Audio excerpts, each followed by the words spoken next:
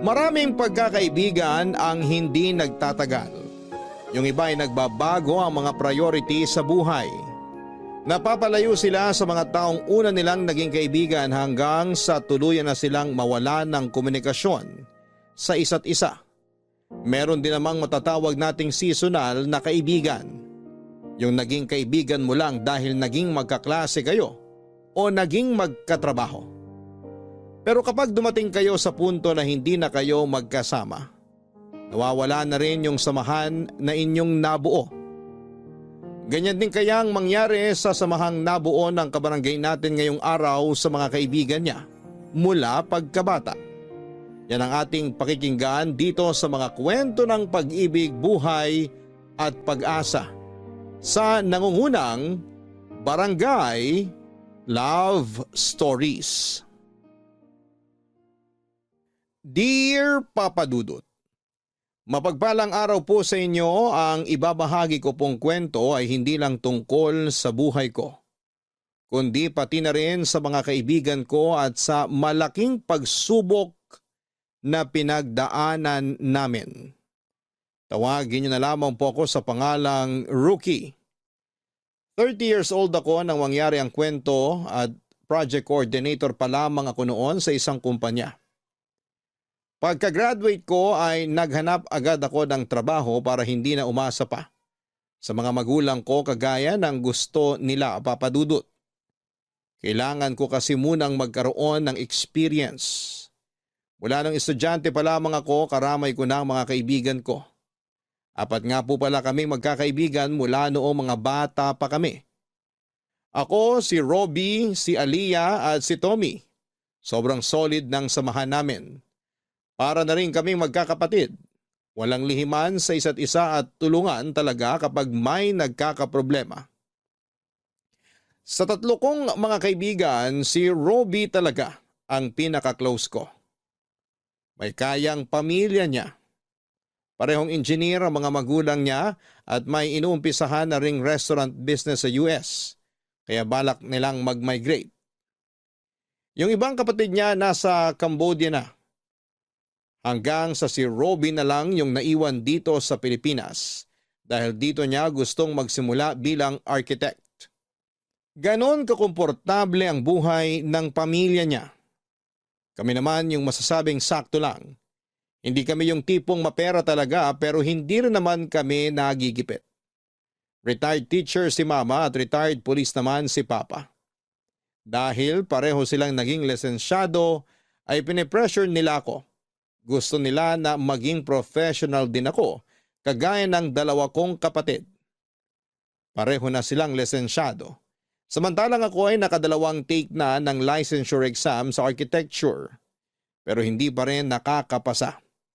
Pero imbes na magpadala sa lungkot ay nagpapakasaya na lamang ako kasama ang mga kaibigan ko.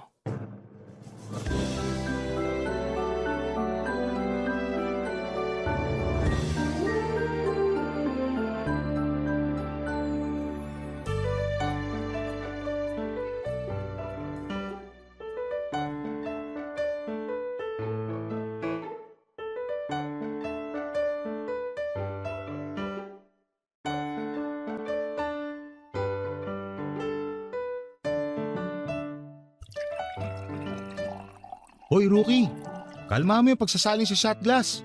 Baka mamaya, humiga ka na naman sa labas ng gate nyo pag hinatid ka na namin sa inyo. Gagi, wag nyo na kasi ako iuwi pag nasa ganitong kalagayan. Alam nyo naman na parang Armalite yung bunganga ni mamay. Hindi ako papapasukin nun pag lasing na lasing ako umuwi. Tsaka imbis na clear skin ako, baka magka-design pa tong mukha ko kapag nakita ako ni Papa. Pareho pa naman silang high blood sa akin palagi. Wag mo na kasi pakainin ng matataba. Lutuan mo ng puro gulay araw-araw. Kahit hainan ko pa sila ng damo, hindi pa rin mawawala pagka-bad trip nila sa akin. 2 beses ba naman ako bumagsak sa exam eh. Alam ko na sasabihin nila. Hindi na to nagkataon lang, kundi kabubuhan na. Ewan ko ba dyan sa mga magulang mo pare? Masyado mga perfectionist. Kulang na lang gawin ka santo. Gusto lang naman nila na mapabuti si Rookie. Kaso nga lang, naiintindihan ko rin naman na mahirap talaga makapasa. Tingnan niyo ako, bagsak pa rin. Pareho lang kami. Kaibaan lang, Walang pakialam yung mga magulang ko kahit makailang take ako. Busy sila mag-travel sa kung saan-saan. Kita ko nga yung huling post ng mama mo. Nasa Barcelona sila. Friend mo siya sa Facebook? Inadya ako eh. Nagtatanong ba siya tungkol sa akin? Hindi naman. Hoy, tama na yung daldalan. Dinadaya nyo na naman ako sa inuman eh. Parang sa akin na lang umiikot tong baso ah. Sige, ako naman. Ay, nga pala Robby. Bakit hindi sumama si Aliyah? May reunion daw sila ngayon ng batchmates niya nung college. Malamang nagpapakalasing na rin yun ngayon. Saan ba sila ngayon? Hindi ko na tinanong eh. Sayang naman. Dapat tinanong mo para i-surprise natin. Malay mo, may makilala kami run. Wag na. Kakalbuhin tayo nung pagkatapos ng inuman. Nakalimutan niyo na ba yung ginawa niya sa atin? Nung huling beses tayo nakisali sa banding nila ng mga kaibigan niyang babae? Sabi ko nga, tagal pa naman magpahaba ng buhok. Hirap kasi kay Aliyah. Naturing ang bunso sa ating apat pero disaster yung utak. Huy, girlfriend ko yung pinag-uusapan nyo. Ay, girlfriend mo pala yun? Kala ko kasi kapatid mo lang eh. Mga bully talaga kayo. Sana di na kayo magka-girlfriend. Speaking of girlfriend, hoy Tommy, nasan yung dinidate mo nung nakaraan? Oo nga no. Gagi, wala na kami nun. Bilis naman. Teka, hulaan ko kung sino nakipaghiwalay. Ikaw no? Sino pa? Sino ba naman tatagal dun? Amoy mandirigma yung hininga. Pinipigilan ko na nga yung paghinga ko pag magkasama kami. Grabe talaga to makapanlait. Amoy pa ang hininga mo tuwing kagigising eh. Ako ba talaga yung kaibigan mo, yung ex ko? Malay mo, may health issues lang kaya ganun. Ikaw talaga. Eh ikaw Rookie, parang wala ka pang ipinapakilala sa amin ah. Tsaka na ako mag-girlfriend pag architect na ako. Ayoko mabasted no? May trabaho ka naman ah. Hindi naman requirement sa panliligaw yung pagiging lisensyado. Architect na kasi yung babaeng gusto kong ligawan eh. Nakakahiya naman kung siya lang yung lisensyado sa amin. May license ka rin naman ah. Driver's license. Mahirap din kayo makakuha nun. Ha, nakakatawa yun. Kanino yun? Anong kanino? Sa'yo kaya yun. Baka mamaya si Aliyah na yan. Pinag-a-update ka na naman. Si Aliyah nga. Pinapapunta ako mamaya sa bahay nila. Ayun lang, lugi tayo ron. Wala tayong jowa. Mamatay kayo sa inggit. Papadudot, madalas akong napag-iinitan ng mga magulang ko mula noong nalaman nila na hindi ako nakapasa sa ikalawang pagkakataon noong nag-take ako ng exam. Kaya naman hindi ko rin magawang magka-girlfriend. Ayokong mapahiya sa pamilya ng babaeng nagugustuhan ko noong time na yon dahil mas malaki pa ang sweldo niya kesa sa akin. Sa madaling salita ay wala pa akong may pagmamalaki. Hindi rin suportado ng mga magulang ko ang pakikipagkaibigan kina Robby mula noong mga bata pa kami. Ayaw kasi nila na nababarkada ako. Kahit na ang totoo ay hindi naman talaga sila bad influence. May kanya-kanya kaming kalokohan minsan pero hindi naman idinadamay ang isa't isa. Matapos yung inuman namin, nakitulog na lamang muna ako kina Robby dahil siya na lamang ang nakatira sa bahay nila. Pero kinabukasan lang ay sinalubong naman ako ng masasakit na salita mula kina mama at papa. Sabi nila imbes daw na maghanap ako ng trabaho ay inuuna ko pa ang pag-iinom. Wala raw akong pangarap sa buhay at kontento na lamang sa maliit kong sweldo sa pinagtatrabahuhan ko. Kesyo 30 na raw ako pero hindi ko pa kayang bumuhay ng pamilya at kung ano-ano pang pangmamaliit nila sa akin. Halos mabingi na ako noon kaya nagkulong na lamang ako sa kwarto. Hindi ako makasagot kasi totoo naman yung sinasabi nila na hindi pa ako makakabuhay ng pamilya. Mas malaki pa ang weekly income ni mama sa pwesto niya sa palengke kesa sa isang buwang sweldo ko. Ginamit niya kasing puhunan sa pagninegosyo yung nakuha niya noong retirement niya, Papa Dudut. Kung tutuusin nga, hindi na dapat ako na-stress sa buhay dahil maayos naman ang kalagayan ng parents ko. Ganon din ang mga kapatid ko. Pero ang pangit, maging bunso sa pamilya namin. Mas mataas kasi yung expectations sa akin, pero nabigo ko silang lahat, Papa Dudut. Seryoso ka bang dito ka muna magsastay sa bahay? Oo. Gusto ko munang lumayo kay na mama. Naririndi na ako sa kanila eh. Bakit kasi hindi ka pa magrenta? Bukod sa hindi mo na maririnig yung mga sinasabi nila sa'yo, parang pinatunayan mo na rin sa kanila na kaya mo nang maging independent. Yun talaga plano ko ngayon.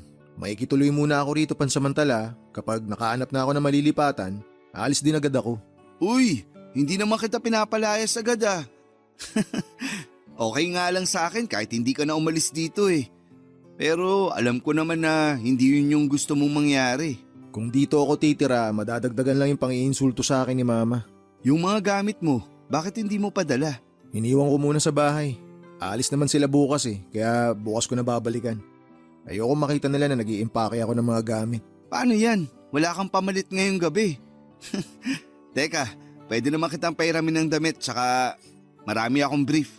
Baka naman may hindi ka pa nagagamit dyan. Hingin ko na lang. Wow, wala nang iyaya ah. Hingi talaga? O sige, palit bra. Sira ulo. Magpapataba muna ako para magkalaman tong dibdib ko. Parang gusto ko kasi yung may umaalog pag tumatakbo. Magpagawa ka na lang kaya, isama mo na rin yung sa baba mo. Nahiya ka pang sabihin Alam mo yung biro mo, kapag ibang tao yung nakarinig, baka maniwala talaga na gusto ko maging babae. Paano kung kay Ali ako sabihin? Hindi mo mauuto yun. Sa bagay, baka ako pa mauto niya. Ay, nga pala pre, wala ka pa bang balak sumunod sa mga magulang mo sa US? Wala. Sila lang naman may gustong tumira dun eh. Mas okay sa akin na dito ko i-practice yung pagiging architect ko. Kung papala rin. Palit na nga lang tayo. Ako na lang yung magmamigrate. Sigurado mas malaki susweldoin ko ron kesa rito. Depende rin sa trabaho. Saka hindi madali yung buhay dun kung walang tutulong sa'yo. Kung hindi ka susunod sa parents mo, ibig sabihin, sa'yo na talaga iniwan tong bahay? Actually, matagal nang akin tong bahay. Pinalipat na ni Dad yung titulo sa pangalan ko. Wala na bang ibang kamag-anak dito mga magulang mo? Taga Visayas karamihan sa relatives namin sa mother side. Sa father side naman, nasa US talaga. May mangilan-ngilan lang dito sa Pilipinas pero hindi namin alam kung nasan sila. Hindi rin naman nila kami kinukumusta. Mayayaman naman kasi sila Maraming pinagkakaabalahan sa buhay kaya wala nang pakialam sa ibang kamag-anak. Ay, naisip ko lang. Hindi naman sa hinihiling kong mangyari to pero paano kung magkasakit ka? O kaya may mangyari sa'yo? Makakauwi ba parents mo? Makakauwi naman sila kung gugustuhin nila. Anong ibig mo sabihin? May chance na hindi talaga sila babalik dito para sa'yo? Ganun na nga. Hindi naman ako ganun ka-espesyal sa mga magulang ko kung yun ang inaakala mo. Ni hindi nga nila ako naiisip na kumustahin mula nung mag-migrate sila Nakalimutan na yata nila ako. Baka naman busy lang talaga sila. Paano kung ikaw na lang kaya yung mga musta? Siguradong tatanungin ka rin nila. Hindi ko naman sila kailangan kumustahin. Nakikita ko naman lagi yung mga post ng nanay ko sa Facebook. Mukha naman silang masaya at okay na okay. Uy, huwag ka iiyak Uuwi talaga ako sa amin. Bakit naman ako iiyak? Sus, kunwari ka pa. Namimiss mo rin naman talaga sila. Huwag mo na pigilan yung luha mo. Ako lang naman makakakita Ewan ko sa'yo. Alam mo, mabuti pa. Umorder na lang tayo ng makakain natin. Gutom lang to. Papadudot medyo nalungkot ako noon sa ikinuwento sa akin ni Robbie. Dati kasi naiinggit pa ako sa kanya dahil akala ko okay sila ng pamilya niya. Pero noong naglabas siya ng saloobin tungkol sa mga magulang at kapatid niya na halos wala nang pakialam sa kanya ay na-realize ko na maswerte pa rin pala ako. Kahit na madalas akong nakakarinig ng masasakit na salita at pangiinsulto sa mga magulang ko o kahit na magkaroon kami ng samaan ng loob, kinukumusta pa rin naman nila ako at pinababalik sa bahay. Tulad dong nagdesisyon akong pansamantalang makituloy kay Robbie. Naabutan ako ng mga magulang ko habang nag-iimpake. Hindi nila ako hinayaang umalis. Ako na nga lang daw ang anak na nakakasama nila ay iiwan ko pa sila. Hindi ako natuloy sa plano kong magrenta na lamang para makabukod na kina mama at papa. Sinabi ko rin sa kanila ang dahilan kung bakit ako aalis pero tinutulan yon ni papa. Kaya nga raw kami may bahay ay para tirahan namin ng magkakasama at hindi na kung saan-saan pa pumunta. Pero kahit naging maayos na kami ay hindi pa rin pumayag si mama na hindi ako makakapasa sa licensure exam. Isang araw ay inaya ko ni Robbie na mag-take ulit. Magpa-file na sana kami noon nang magkaroon kami ng malaking problema na hindi talaga namin inaasahan na mangyayari. Papadudot, nagpapasundo noon si Aliyah kay Robbie nang abutin ng gabi sa bahay ng katrabaho nito. Umaten daw ng binyag at medyo natagalan dahil sa inuman. Nakamotor lang si Robbie noong time na yon at hinihintay niya roon si Aliyah sa labas ng isang eskinita nang biglang lumabas yung 3 lalaki. Hindi naman daw siya kinabahan dahil mukhang harmless naman ang mga ito.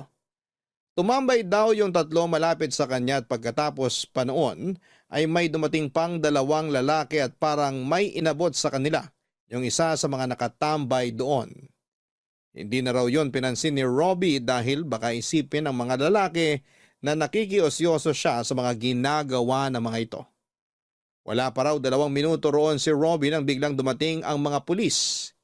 Hinuli yung mga lalaki at sa gulat niya ay pati siya ay isinama.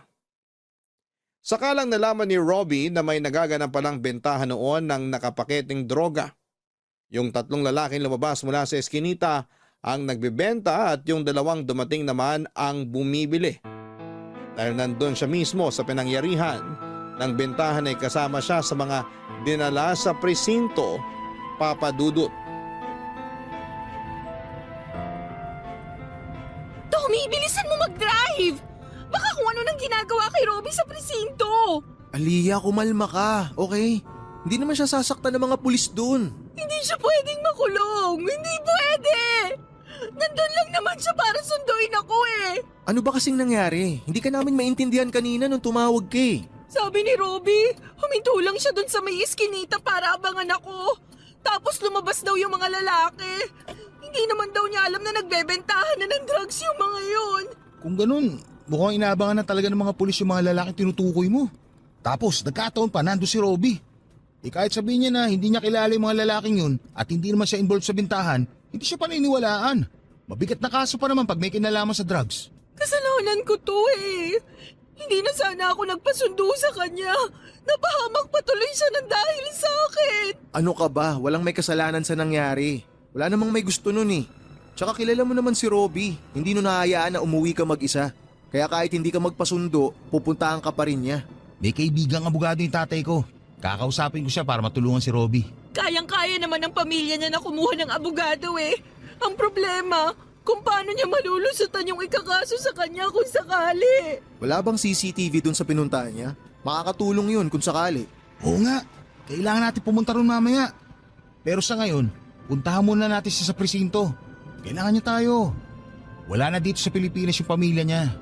Walang ibang tutulong sa kanya kundi tayo lang. Basta guys, hindi natin iiwan sa ere si Robbie. Gagawin natin lahat para makalaya siya. So, sino yung tatawag sa parents niya? Ako na. Alam naman nilang ako yung girlfriend eh. Tatawagan ko sila mamaya kapag alam na natin ang status ni Robbie sa presinto. Sana talaga hindi siya makulong. Hindi siya dapat nandun. Makakawalan nila si Robbie. Tsaka kung sakali, kayang-kaya naman nilang kumuha ng abogado para sa kaso niya eh. Alam ko, pero ang inaalala ko lang, mabigat na kaso kapag involved yung drugs. Paano kung hindi siya makalabas agad? Wala akong alam sa batas-batas na yan. Pero wag muna tayo magpalamon sa kanigahan. Kailangan tayo ni Robbie. Hindi natin pwede ipakita sa kanya na pinanghihinaan tayo. Sa atin siya kakapit kasi nga wala naman siyang pamilya rito. Tama si Tommy. Tsaka kahit malaman ng parents niya yung nangyari sa kanya, hindi pa rin naman sila makakauwi dito agad-agad. Aliyah, ikaw yung girlfriend niya kaya sigurado ikaw yung pagkakatiwalaan ng parents niya. Oo, kaya nga kakausapin ko sila mamaya. Ako yung dahilan kung bakit nalagay si Robbie sa ganong sitwasyon, kaya hindi ko siya pababayaan. Kahit ako pa ang maghanap ng abogado para sa kanya, gagawin ko yon. Nandito naman kami, sasamahan ka namin. Basta ako, pwede akong on-call driver nyo. Ako nang bahala sa mga gamit ni Robbie. Thank you guys. Sana hindi kayo sumuko sa kanya.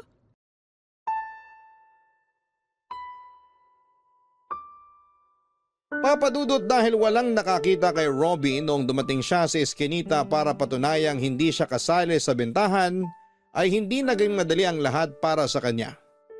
Nag-negative din siya sa drug test pero hindi pa rin yon sapat na basihan para makalaya siya. Masyadong komplikado ang kaso ni Robbie. Mahigit 50 grams na drugs ang nakuha sa mga lalaking hinuli kasama niya. Kaya naman kahit may abogado siya ay mabagal ang naging pag-usad ng kaso. Nangyari na nga po noon ang kinakatakutan namin, Papa Dudut. Nakulong si Robbie at hindi pa namin alam kung hanggang kailan siya roon. Komplikado na nga ang kaso niya, nagkaroon pa ng mga aberya.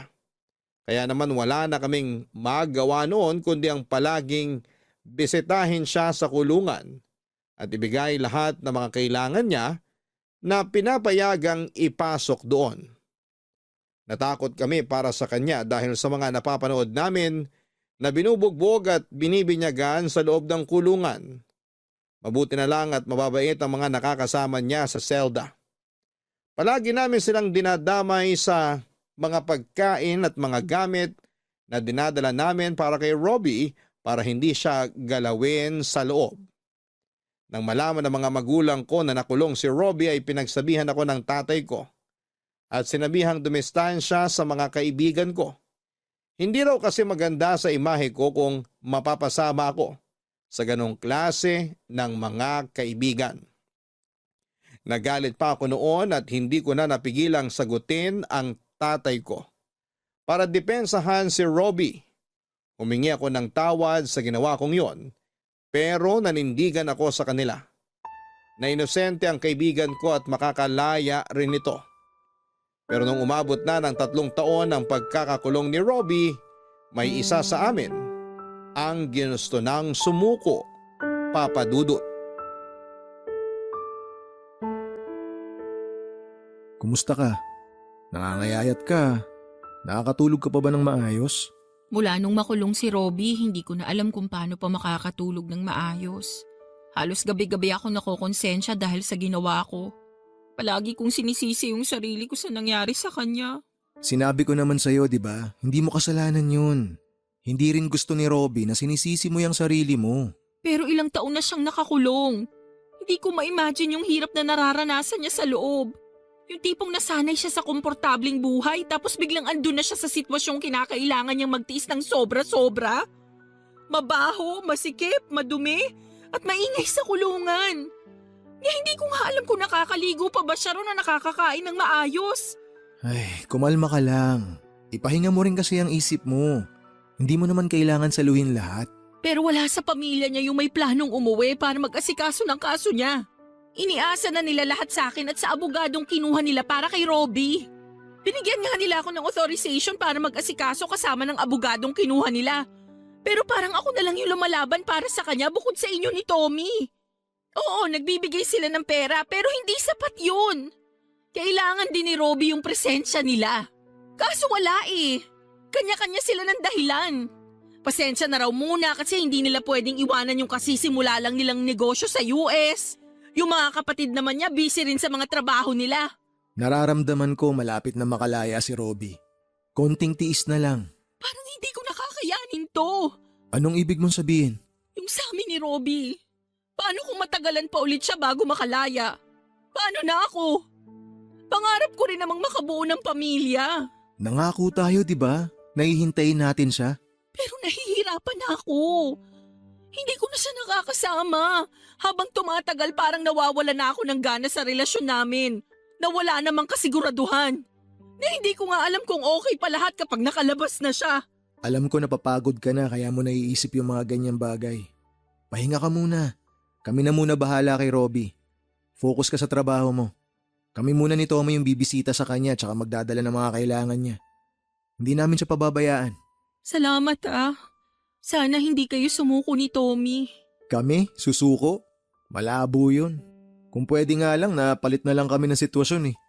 Pag nagkataon, sigurado susugod agad yung mga magulang ko. Hindi sila titigil hanggat di ako nakakalaya.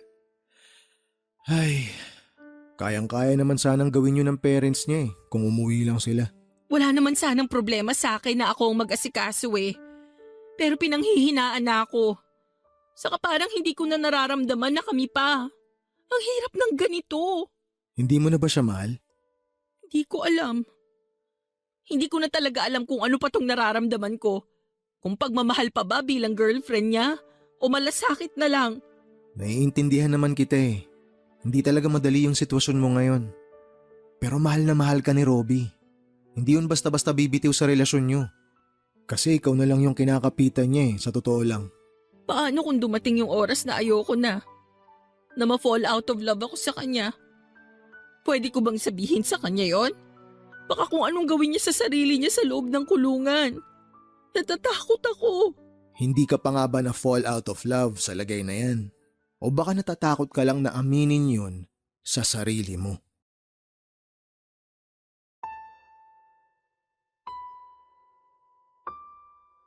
Papa Dudut, hindi ka agad nakasagot si Aliyah sa tanong kong yon. Pero kahit na hindi niya sabihin sa akin ay alam ko na unti-unti na siyang bumibitaw sa relasyon nila ni Robbie.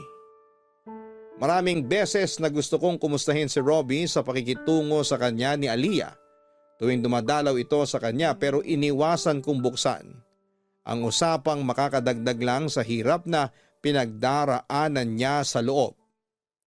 Doon ko lang na-realize ang pinupunto ni Aliyah nung ayaw niya pang ipaalam kay Robbie ang tungkol sa pagbabago ng nararamdaman niya. Tuwing dumadalaw kami kay Robbie ay dinadaan na lang namin sa biruan ang kumustahan. Biniro pa namin siya noon na kung pwede lang sana kaming mag-ipon ng picture namin tuwing dinadalaw namin siya, ay gagawan pa namin yon ng album para ipakita sa paglabas niya. Nag-request siya noon ng mga gamit para sa mga preso na ikinonsulta muna namin sa management. Palagi rin namin siyang dinadalhan ng malambot na unan, mga pagkain gusto niya at kung ano-ano pa tuwing dumadalaw kami sa kanya, para hindi niya ganong maramdaman na nakakulong siya. Kung madalas ang pagdalaw namin, siya namang pagdalang ng pagpunta ni Aliyah. Noong time na yon ay pauwi na ang kapatid ni Robin na nasa Cambodia para ito na mismo ang mag-follow up sa kaso. Pero habang hindi pa ito nakababalik ay pinagpapatuloy ni Aliyah ang mga kailangang gawin. Hindi ko na lang po yun idedetalye dahil hindi ko rin po sigurado kung pwede ko yun banggitin dito. Umabot na nga po sa punto na hinahanap na ni Robbie si Aliyah. Nagtatanong na siya noon kung bakit bihira na lamang itong dumalaw sa kanya. Wala namang kaming maisagot dahil hindi na rin namin alam kung ano na ang nangyayari kay Aliyah ng mga panahong yon, Papa Dudut. Papa Dudut, hindi namin nakalaing aabot ng 5 taon ang pagkakakulong ni Robbie. Sa pagkakataong yun ay halos mawala na rin kami ng pag-asa. Umusad naman ang kaso niya pero sadyang napakabagal lang talaga ng hustisya noon para sa kanya. Ilang birthday, Pasko at bagong taon na ang lumipas na hindi pa rin namin nakakasama si Robbie. Sabik na kaming makasama siya sa labas. Pero dahil sa mga ganap sa buhay namin ay medyo dumalang na rin ang pagdalaw namin sa kanya. Noong time na yon nga pala ay nakapasa na ako sa licensure exam. At yung emosyon ko noon dahil pangarap talaga namin yon. Sa wakas ay naramdaman ko na rin na proud sa akin ang mga magulang ko. Pero sa kabilang banda ay nalungkot din ako dahil pareho na sana kami ni Robbie na nakapasa kung hindi lang siya nakulong. Hindi ko tuloy alam noon kung tama bang ibalita ko pa sa kanya na nakapasa ako o hintayin ko na lang siya na makalabas. Baka kasi makadagdag pa sa isipin niya yung naudlot niyang pangarap dahil sa isang maling pagkakaaresto sa kanya. Sa 4 na taong lumipas, marami nang nagbago sa buhay namin. Si Tommy na na-promote na sa trabaho niya. Si Aliyah ay promoted na rin pero bihira nang makipagkita sa amin. Hanggang isang araw ay nag-decide siya na kausapin kaming dalawa ni Tommy. Wala kaming ideya kung tungkol saan ang sasabihin niya. Pero pumunta pa rin kaming dalawa dahil matagal na talaga namin siyang hindi nakakasama, Papa Dudut. Pre, wala ka bang napapansin sa bunso natin? Meron. Blooming na blooming. Anong meron ha? Parang naglilihim ka na yata sa amin eh. Tsaka nakakatampo na rin. Ngayon lang ulit nagpakita sa atin oh. Buti pa si Robbie dinadalaw niya, samantalang tayo. Pasensya na kayo. Ang dami lang din kasing ganap sa buhay ko ngayon. Alam nyo naman, na-promote na ako sa trabaho kaya mas lalo akong naging busy. Kayo rin naman, di ba? Oo, pero madalas pa rin kaming nagde-date ni Tommy. Namimiss kasi namin ang isa't isa eh. Actually, kami na nga eh. Pero syempre hindi mo alam yun kasi hindi ka na namamansin. Seryoso ba? Siyempre hindi. Tinan mo to. Napaghahalata ang walang alam sa samahan natin. Pasensya na, may problema kasi ako ngayon eh. Kaya mo kami naaalala. Ganun na lang ba purpose namin sa buhay mo? Naalala mo na lang kami pag may problema ka. Hindi naman sa ganun. May kailangan kasi akong sabihin kay Robbie. Pero bago sa kanya, sa inyo ko muna sasabihin. Ano ba yun? Parang kinakabahan ako ah. Gusto ko nang makipag-break sa kanya. Ano? Bakit naman? Sa totoo lang, last year ko pa sana gustong gawin to. Hindi ko na kasi kayang maghintay. Aliyah naman. Konting tiis na lang sana. Makakalaya na si Robbie. Pero hindi pa tayo sigurado kung kailan yun mangyayari. Tommy naman, 33 na ako. Gusto ko nang makabuo ng pamilya. Magagawa mo naman yun kapag malaya na si Robbie. Hindi ko na siya mahal. Yung nararamdaman ko sa kanya ngayon, kagaya na lang din nung sa inyo. Pagmamahal bilang isang kaibigan. Teka, bakit wala ka man lang reaksyon dyan, Rookie? Kanina ka pa nananahimik. Huwag mo sabihing alam mo na yung tungkol dito. Ay, nagkausap na kami ni Aliyah noon. Pero nung time na yon hindi pa siya sigurado. Pero ngayon na nasabi niya na yung nararamdaman niya, ibig sabihin, sigurado na siya. Kaya hindi na ako nagulat. At susuporta mo siya na makipag-break kay Robbie. Pre, hindi naman natin hawak yung puso ni Aliyah eh. Siya yung makakaramdam kung mahal pa niya si Robbie o hindi na. Wala na tayong magagawa ron. Alam natin kung gaano kalaki yung naging sakripisyo niya. Hindi natin siya masisisi, lalo na ngayon. Aminin na natin, pre. Hindi pa rin naman tayo sigurado kung makakalabas na ba si Robbie ngayong taon o baka sa susunod pa. May buhay din si Aliyah sa labas ng kulungan. Gaya nating dalawa. Ay, tama ka naman eh. Inaalala ko lang talaga kung paano to tatanggapin ni Robbie. Paano kung magpatiwakal yun sa loob? Hindi niya gagawin yun, ano ka ba? Nagawa niya makasurvive sa loob ng kulungan ng 4 na taon. Ito pa kaya? Hindi naman mahina yung pagkakakilala natin sa kanya eh. Malalampasan niya lahat to. Pasensya na kayo. Alam ko naman na iniiwasan nyo lang talaga na masaktan si Robbie. Pero kahit naman nasa labas siya, mangyayari pa rin to kung hindi na kami pareho ng nararamdaman sa isa't isa. Saka nangako naman ako na kahit wala na kaming dalawa, hindi ako mawawala sa samahang to. Sasamahan ko pa rin si Robbie sa laban niya. Naiintindihan din naman kita. Huwag ka mag-alala, hindi ako galit sa'yo. Ang gusto ko lang malaman, kung may naliligaw na sa'yo. Oo nga, para lang alam namin. Babakapan ka pa rin naman namin kay Robbie. Basta ipakilala mo sa amin kung sino man yung dahilan ng pagiging blooming mo ngayon. Tama, kailangan makilala namin siya.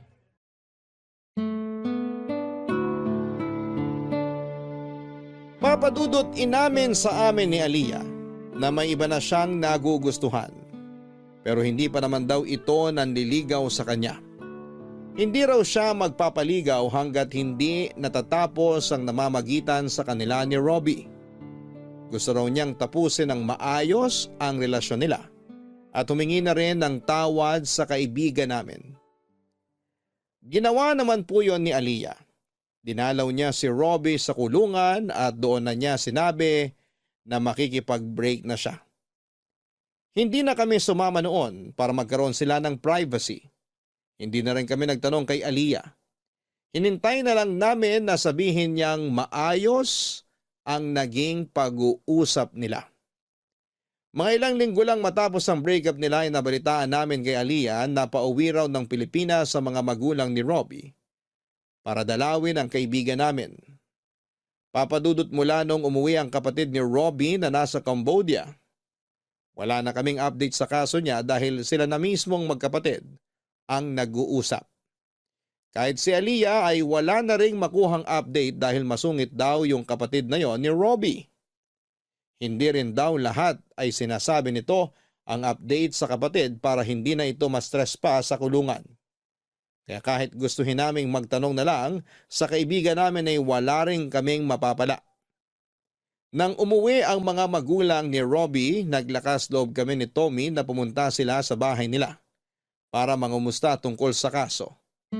Pero imbes na makakuha ng update ay nakatanggap pa kami ng masasakit na salita mula sa kanila dahil mga bad influence daw kami sa anak nila. Sinabi talaga sa inyo ni na mami yun? Oo, pero huwag kang mag-alala. Wala naman yun sa amin. Lalo na sa akin. Immune na kaya ako sa mga ganun ni mama at papa. O ano? Kumusta nga pala kaso mo? May balita na ba? Baka naman abutin ka pa ng 10 taon dito ah. Oo nga. Alam naman namin na nakapag-adjust ka na sa buhay dito. Pero labas-labas din pare. Miss ka na namin kainuman. Matabang pa rin yung pulutan kapag wala ka. Sira ulo. Hintayin mo lang na makalabas ako rito. Bubudburan ko ng maraming seasoning yung pulutan. Nga pala guys, may good news ako. Ano namang good news yan? Next week na yung hearing. At sabi ng abogado ko, malaki raw yung chance na ma-acquit ako sa kaso. Yun! Sa wakas! Malapit na tayo magkita-kita sa labas! Pare, sabihin mo lang kung may request kang pagkain o inumin. Sagot na ni Rookie yun. Sagot ko na yung babae. Siyempre, matagal-tagal ka nagpakabay dito sa loob. Ito talaga, puro kagaguhan nasa isip. Nararamdaman ko lang kasi na kailangan natin mag-shot puno paglabas mo. Siyempre, broken-hearted ka. Ay, sorry. Ayos lang. Maayos naman kami nag-break ni Aliyah. Masakit yun kasi isa sa mga kinakapitan ko yung relasyon naming dalawa. Kaya nagpakatatag ako rito. Tapos ngayong malapit na ako makalaya, saka ko pa malalaman na hindi niya na pala ako mahal. Walwal talaga malala paglabas mo pare. Uy Tommy, walwal talaga? Sorry, ang drama niyo naman kasi masyado eh. Nagmahal din naman ako, pero seconds lang, nakapag-move on na ako. Huwag mo ako igaya sa'yo. Kakatian lang naman yung nararamdaman mo, hindi pagmamahal. Huwag kayong mag-alala. Hindi naman ako magpapatiwakal dito dahil sa breakup namin ni Aliyah. Nasaktan lang ako pero natanggap ko na rin naman kaagad. Ay, hindi rin ako galit sa kanya. Marami na siyang ginawa para sa akin. Malaki yung naging sakripisyo niya para sa akin mula nung makulong ako. Kaya maliit na bagay na lang na palayain ko siya sa relasyon namin. Deserve niya yun. Narinig mo yon Tommy? Si Robby dapat yung tinutularan mo. Hindi yung gumaganti ka pa sa mga babae na ipag-break sa'yo. Sige, pagtulungan niyo ako. Pag-aagawan ko talaga kayo na rebulto. Pero seryoso, nakilala niyo na ba yung manliligaw ngayon ni Aliyah? Ayun, interesado rin pala sa bago ni Aliyah. Ako na sasagot. Oo, nakilala na namin. Mas gwapo sa'yo. Ano? Mas gwapo sa akin? Patingin nga ng picture. Loko, binibiro ka lang. Hindi pa namin nakikita. Bakit interesado kung makilala yung bago? Kakausapin mo ba tapos magbibiling ka na ingatan si Aliyah kasi iningatan mo siya nung kayo pa? Oh, nakakatouch yung sobra. Alam mo pare, kanina pa sana kita sinikmuraan kung wala lang bantay dito. Hanggang ngayon, siraulo ka pa rin eh. Paano ka na-promote sa lagay na yan ha? Siguro ikinama mo yung… Hoy, huwag kang judgmental. Pinaghirapan ko yun, no? Deserve ko ma-promote. Pero syempre, hindi mo awala yung mga babae naglalaway sa akin sa opisina. Napakayabang mo talaga. Hintay ka lang na makalabas ako. May sasapaw na ulit sa'yo. Papadudot 1 linggo na lang ang hinihintay namin para makalaya si Robby kaya inihanda na namin ang sorpresa namin sa kanya. Noong time na yon kasi balak na sanang bigyan ni Aliyah ng chance yung bago niyang manliligaw. Pero tuwing lumalabas daw sila para mag-date ay si Robby pa rin ang naaalala niya. Hanggang sa kinausap nga namin siya at sinabing malaki ang chance na makalaya na ang kaibigan namin. Nag-isip-isip noon si Aliyah at umiyak pa siya sa amin ni Tommy noong sabihin niyang hindi pa talaga buo ang loob niya na magkaroon ng bagong karelasyon kahit na wala na sila ni Robby. At noong tanungin namin siya kung ano ang dahilan ay napakasaya namin noong sinabi niya na hindi pa rin niya kayang palitan si Robby sa buhay niya. Parang kinailangan lang niya noon ng panahon para makahinga kaya hiniling niyang makawala na sa relasyon nila. Pero sa halip na bigyan ng chance ang sarili niya na kumilala ng ibang lalaki, ay parang mas lalo pa niya na na-realize na mahal pa rin niya si Robby. Dahil doon ay naghanda kami ng sorpresa para sa kaibigan naming lalaya na sa kulungan. Isang special date para sa kanilang dalawa ni Aliyah. Pero hindi lang yon simpleng date dahil balak nang mag-propose ni Aliyah kay Robbie. Sinuportahan namin yon. Alam naman kasi namin na sila talaga ang bagay sa isa't isa.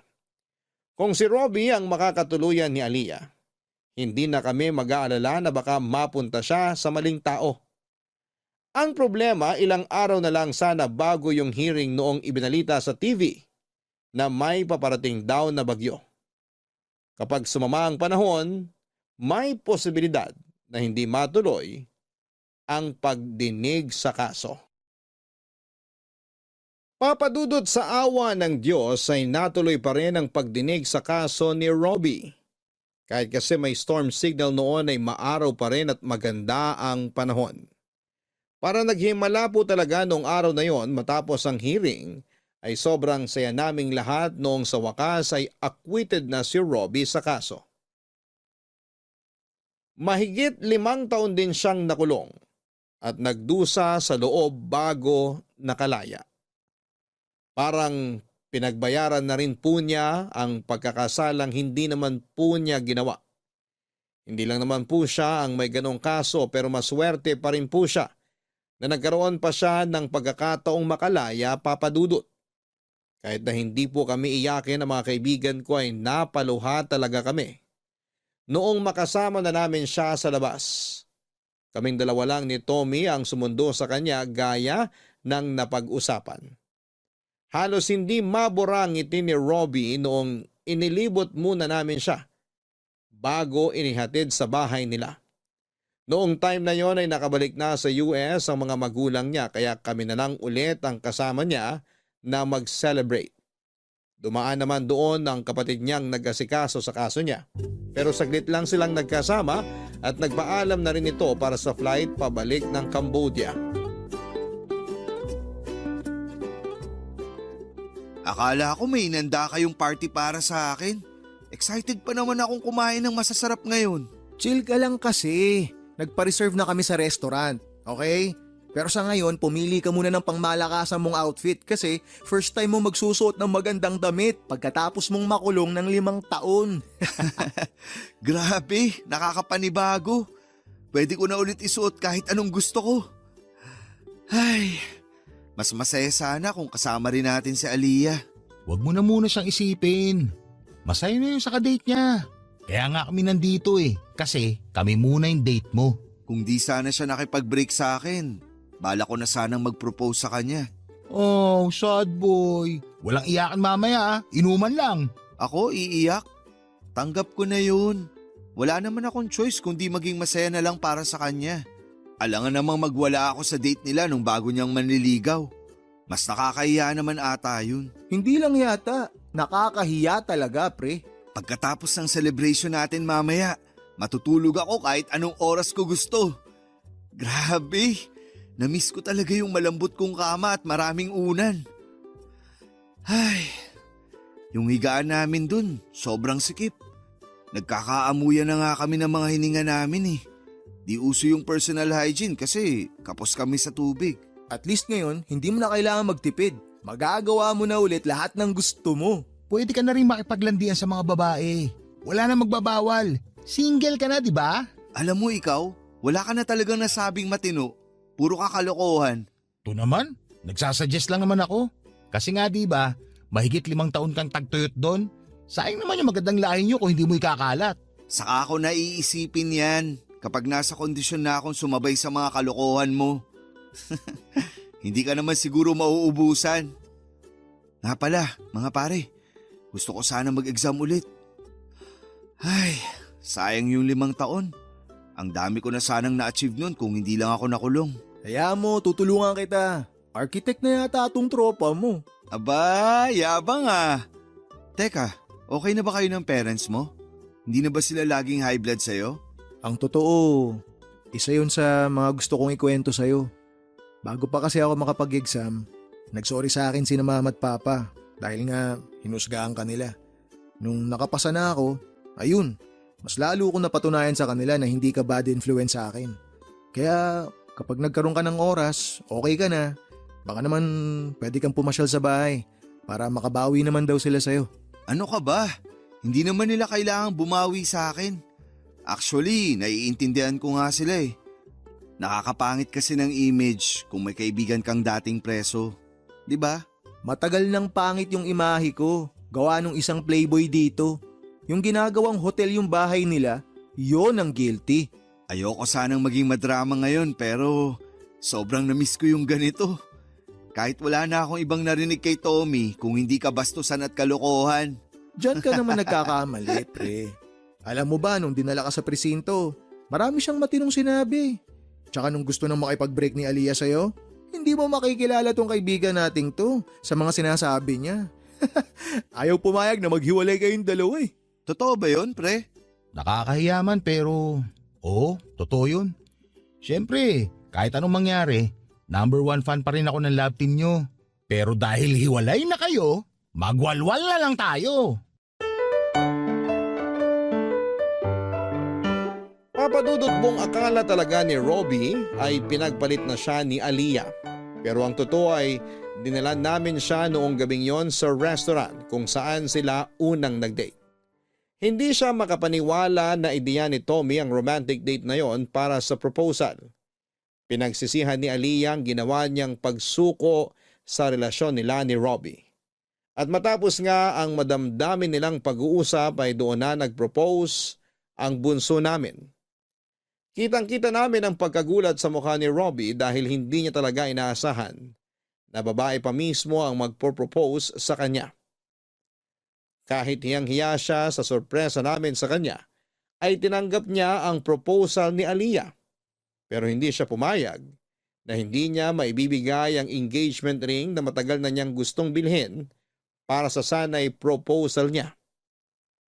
Makalipas ang ilang buwan ay nagpakasal sina Robbie at Aliyah sa Huwes.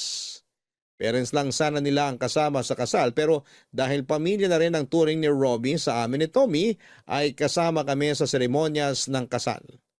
Yung ibang bisita ay sa reception na lamang nagkita-kita. Sa simbahan sana nila gustong ikasal pero hindi naman pwedeng madaliin ng preparation.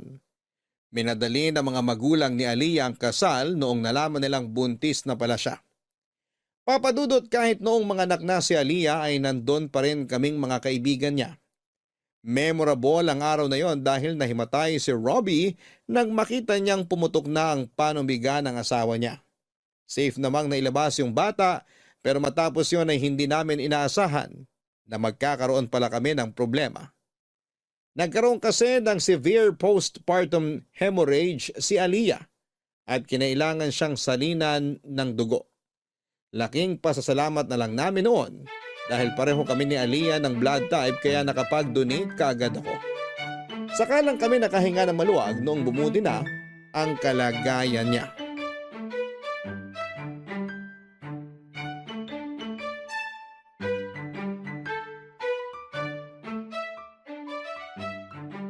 Happy first month, baby! Bless na kay Daddy Ninong! Bless na rin sa poging ninong. O ayan, sinungaling ka kasi. Umiyak tuloy yung bata. Baby, medyo nakakasama ka ng loob ha. Pero di bale, kapag lumaki-laki ka pa ng konti, matututunan mo rin kumilatis ng pogi. Uy, 1 buwan pa lang yung anak ko pero nilalason mo na yung isipan. Lumayo-layo ka nga. Kapag lumaki-laki na yung anak namin, ilalayo muna namin sa inyong dalawa. Baka kung ano-anong ituro ninyo, naku lalo ka na Tommy. Baka kahit hindi pa nakakalakad yung anak ko, marunong naman babae. Kapag ako nagkaanak, hindi ko papahawakan sa inyo. Ang dadamot nyo. O bakit may girlfriend ka ba? Oo nga. Meron na ba nagkamali? Naku, di kayo maniniwala. May pinoporma na yung loko. Maganda, pero masungit. Yun naman pala eh. Magpakatino ka na para magka-baby ka na rin. Naunahan pa kita magpakasal. Samantalang ikaw yung kuya sa grupong to. Hindi naman sa pinipressure kita pero ikaw yung pinakamatanda sa ating 4. Baka oras na para galawin mo yung baso. Maghintay kayo. Humahanap pa ako ng tiyempo para manligaw. Pakitaan mo ng malatito mong galawan. Sure ako, hindi ka nun tatanggihan. Anong tito? Hoy, baka nakakalimutan mo. Idea ko yung romantic date yun ni Aliyah nung nag-propose siya. Oo nga pala. Sorry na, kuya. Nga pala, Rookie, tuloy ba yung pag-alis mo? Aalis siya? Ano to? Bakit hindi ko na naman alam? Oo nga, ako rin hindi ko alam. Wala rin akong idea. Ano yan? Kahit naman gustong gusto ko, di rin ako matutuloy. Hindi ko na-meet yung qualifications nila. Okay lang yan. Maganda rin naman karir mo kahit nandito ka lang sa Pilipinas. Malay mo, sa mga susunod na taon, sa ibang bansa ka na nagtatrabaho. Oo nga. Pag nangyari yun, kami pa mismo maghatid sa'yo sa airport. Sa totoo lang, medyo nag-aalinlangan din ako eh. First time ko kasing mapapalayo sa mga magulang ko. Tsaka sa inyo, kung sakali. Hay nako, basta kapag may opportunity, sunggaban nyo lang. Kahit na ang kapalit nun ay magkalayo-layo tayo pansamantala. Hindi naman yung distansya ang sisira sa pagkakaibigan natin, kundi tiwala. Kung ano yung pangarap ng isa, suportahan natin yun. Masyado na tayong maraming pinagdaanan para mabuwag ng basta-basta. Agree ako. Kaya kahit nasa ibang bansa pa yung pangarap nyo, huwag kayong magdadalawang isip. Nandito lang naman kami ni Aliyah. Since nabuksan na rin naman yung usapan tungkol sa ibang bansa, ito na rin siguro yung tamang oras para i-share ko sa inyo yung plano ko. Mangingibang bansa ka na ba? Oo eh. Maganda kasi yung trabaho ng pinsa ko sa Dubai kaya gusto ko rin sanang subukan. Kayo lang naman ang inaalala ko. Baka magtampo kayo kapag umalis ako rito. Sus! Sino naman magtatampo para sa karir mo yun? Hindi naman nabuo tong friendship natin para magpigilan tayo sa mga gusto nating ma-achieve sa buhay. Tulakan tayo pataas, hindi hilahan pababa. Tama. Kaya mula ngayon, wala nang liman. Kung ano yung plano nyo, safe na safe kayong i-share sa grupo. Ako nga may plano pa rin bumalik sa trabaho ko pag pwede nang paalagaan si baby. Bumubuelo lang ako ngayon pero marami pa rin akong gustong ma-achieve. Kami ni Robby. Magiging architect pa siya eh. Di ba mahal? Yak! Dito pa kayo nagtawagan yan. Respeto naman sa manliligaw pa lang oh. Huwag kasing babagal-bagal para hindi nauunahan ng bunso. Papadudot kung nagkatuluyan ang dalawa naming kaibigan at nagkaroon na rin ng matinong babaeng nililigawan si Tommy, sa wakas ay nagkaroon na rin ako ng lakas ng loob. Naligawan yung babaeng matagal ko nang nagugustuhan. Ipinakilala ko na siya sa mga kaibigan ko at botong-boto naman sila para sa aming dalawa. Hindi nagtagal ay sinagot na rin niya ako at hindi na namin pinahaba pa yung ligawan at pagiging mag-boyfriend at girlfriend. Nag-propose na kaagad ako sa kanya dahil gusto ko na ring makabuo ng sarili kong pamilya. Sa ngayon ay senior level architect na ako at lisensyado na rin si Robby. Si Tommy naman ay nasa Dubai na, kasama ang girlfriend niya. Nagkakaroon kami ng reunion tuwing umuwi siya dito sa Pilipinas. Pero kahit may kanya-kanya na kaming mga ganap sa buhay, hindi pa rin kami nakakalimot sa nabuo naming samahan. Palagi pa rin naming takbuhan ang isa't isa at itinuturing ang bawat isa na tunay na pamilya. Papadudot hindi man po kasing komplikado ng kwento ng ibang tao itong ibinahagi ko, ay sobrang saya ko pa rin dahil ipinagmamalaki ko po yung friendship na meron kami ng mga kaibigan ko. Si Robby po sana ang susulat sa inyo pero nag-decide po kami na ako na lang ang magkwento ng lahat. Sana po kahit papaano ay nakapaghatid ng positive vibe at inspirasyon ang kwento namin. Hanggang dito na lamang po at maraming salamat sa Barangay LS. Ang inyong forever kapuso at kabarangay, Rookie. Mga kabarangay, may mga samahan talaga na hindi madaling matibag ng kahit na anong pagsubok sa buhay. Gaya na lamang ng kwento ng sender natin na si Rookie, maswerte ang taong kagaya niya na nasa tamang circle ng mga kaibigan. Masaya sa pakiramdam na kahit maraming pangyayari sa buhay mo, ay may mga tao pa ring hindi ka iiwan sa ere. Ano man ang mangyari, walang inggitan at walang hilahan.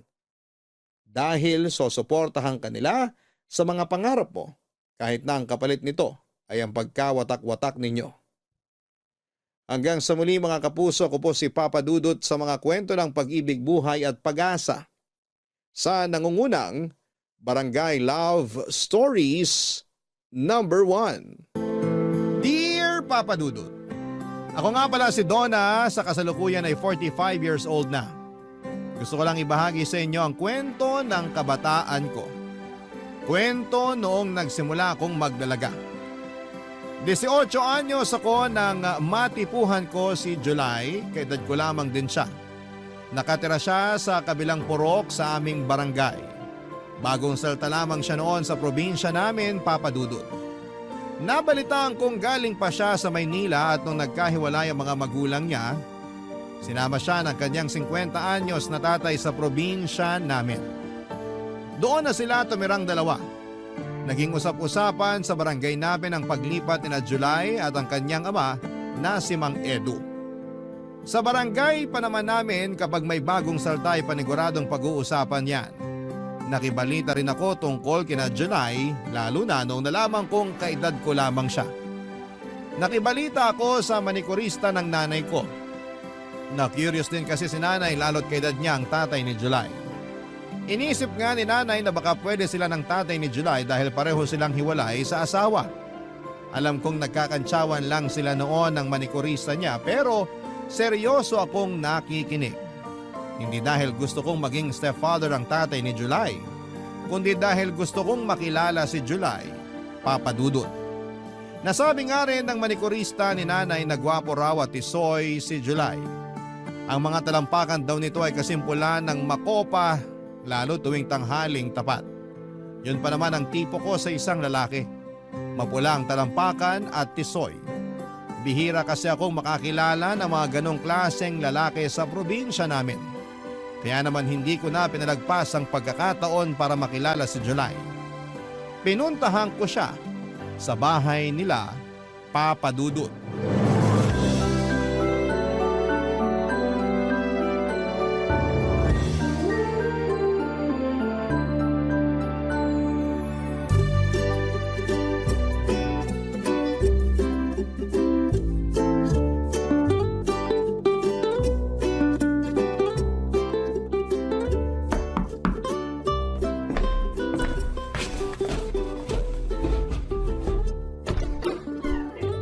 Hello?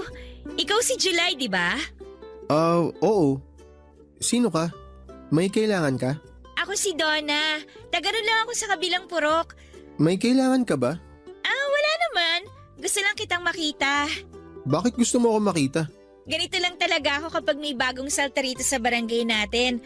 Ako kasi lagi yung taga-kumusta. Ayos ka naman ba rito sa barangay natin? Ayos naman. Pero medyo naninibago lang kami kasi ang daming taong pumupunta dito sa bahay namin para kumustahin kami ni tatay. Mga hindi naman namin kakilala. Masanay ka na. Ganito talaga sa atin. Para na tayong isang pamilya. Hindi lang kasi ako sanay na pinapaligiran tsaka kinakausap ng mga tao. Sanayin mo ng sarili mo. Lalo na ngayon na kalilipat mo lang dito. Ikaw ang bida ngayon. Kumusta palang talampakan mo? Talampakan ko? Kasi sabi nila pwede raw mamahay ang talampakan. Baka namimiss niya yung lupa ng Maynila. Tapos manibago sa lupa ng probinsya. Alam mo yun?